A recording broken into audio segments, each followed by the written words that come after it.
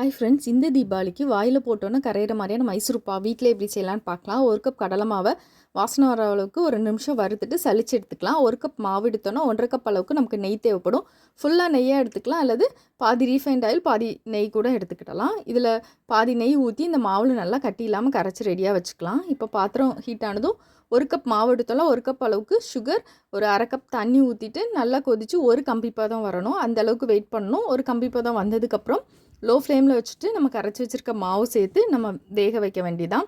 கொஞ்சம் நேரத்துக்கு அப்புறம் மீதி உள்ள அந்த நெய்யை வந்து கொஞ்சம் கொஞ்சமாக ஊற்றி நம்ம மிக்ஸ் பண்ணிகிட்டே இருக்கும்போது நெய்யெல்லாம் நல்லா உள்ளே எடுத்துட்டு மாவு வெந்துடும். எப்படி ரெடி ஆகிட்டுன்னு கண்டுபிடிக்கிறதுனா, எக்ஸஸாக நம்ம ஆயில் ஊற்றினோம் அப்படின்னா அதை உள்ளே இழுக்காமல் அது அப்படியே வெளியிலே இருக்கும். பாத்திரத்தில் ஒட்டாமல் மாவு வந்துச்சுன்னா ரெடி ஆகிட்டுன்னு அர்த்தம். இது அப்படியே அது உடனே நம்ம ஸ்டவ் ஆஃப் பண்ணிவிட்டு எண்ணெய் தடவைனா பாத்திரத்தில் ஊற்றிட்டு ஆறுனதுக்கப்புறம் சாப்பிட்டு பார்த்தா அவ்வளோ சூப்பராக இருக்கும்.